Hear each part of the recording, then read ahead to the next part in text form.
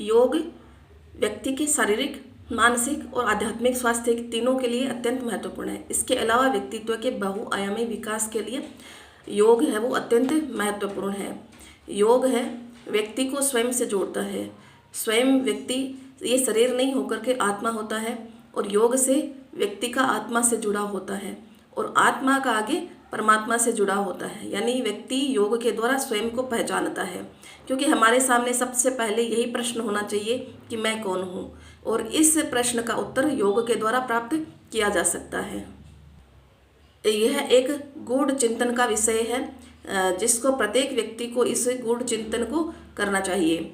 लेकिन जब हम इसकी शारीरिक और मानसिक स्वास्थ्य में बात करते हैं तो योग है वो दोनों ही स्वास्थ्य को बनाए रखने में अत्यंत महत्वपूर्ण है। इसमें हम कुछ रोग देखते हैं न्यूरोलॉजिकल डिसऑर्डर में, जैसे स्ट्रोक को देखते हैं। स्ट्रोक को दूर करने में योग की क्या भूमिका है? तो सबसे पहले हम स्ट्रोक को देखते हैं कि स्ट्रोक है क्या। स्ट्रोक है वो एक अचानक से मतलब इमरजेंसी कंडीशन है, मेडिकल इमरजेंसी की कंडीशन है, जिसमें क्या होता है कि ब्रेन की तरफ, मस्तिष्क की तरफ जाने वाले रक्त के प्रवाह में बाधा उत्पन्न होती है, जो मस्तिष्क की कोशिकाओं को, जो ब्रेन सेल्स हैं, उनको या तो डैमेज करेगा या उनकी डेथ करेगा, उनको मार देगा।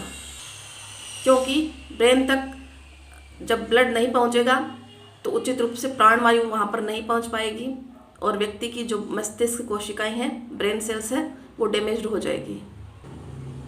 इसको वैसे तो अवृहत रूप में पढ़ा जा सकता है, लेकिन हम इसको ऐसे देखते हैं तो इसके दो पार्ट बता रखे हैं। इस्चेमिक स्ट्रोक होता है, एक हेमोरेजिक स्ट्रोक होता है। इन दोनों के अपने अपने लक्षण होते हैं।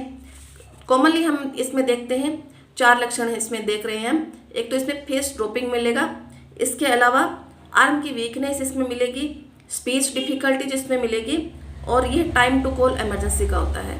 यानी इसमें व्यक्ति का चेहरा लटक जाएगा। इसके अलावा इसमें जो उसकी भुजाएं हैं बिल्कुल कमज़ोर हो जाएगी और उसको बोलने में बड़ी कठिनाई होगी, और इस टाइम आपको सिर्फ इमरजेंसी को ही कॉल करना होता है। तो ये स्ट्रोक के कुछ लक्षण हैं। अब हम देखते हैं योग और आसन प्राणायाम। ये है वो स्ट्रोक को रिकवर करने में, या फिर व्यक्ति इस तरह अगर इनको करे तो स्ट्रोक की समस्या होने की कम संभावना हो जाती है। तो ये कौन से योग आसन प्राणायाम हो सकते हैं? तो इसमें हम देखते हैं कुछ आसन प्राणायाम और योगिक क्रियाएं। इससे बचने के लिए, स्ट्रोक से बचने के लिए या स्ट्रोक को जल्दी रिकवर करने के लिए अनुलोम विलोम नाड़ी शोधन प्राणायाम कर सकते हैं, भ्रामरी प्राणायाम इसमें किया जा सकता है, इसमें शीतली प्राणायाम कर सकते हैं, और उज्जाई प्राणायाम, ये बहुत ही इसमें उपयोगी साबित हो सकते हैं। योगिक क्रिया इसमें जल नेति और सूत्र नेति का उपयोग किया जा सकता है।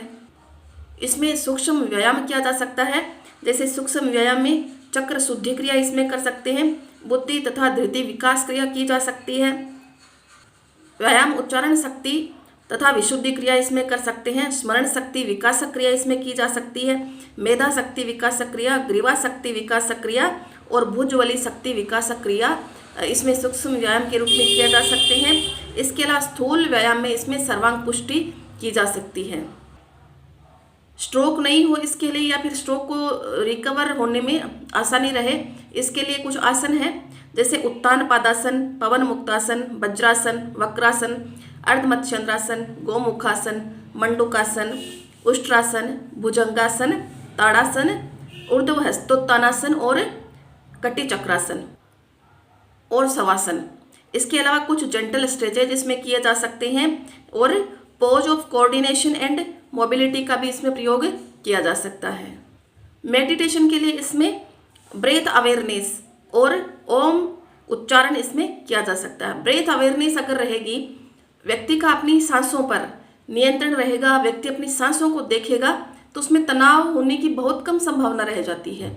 व्यक्ति का अपनी सांसों पर जैसे ही नियंत्रण होगा, व्यक्ति जैसे ही अपनी सांसों पर ध्यान रखेगा, बाहरी जगत में ध्यान नहीं रखेगा, तो उसका तनाव स्वतः ही समाप्त हो जाएगा।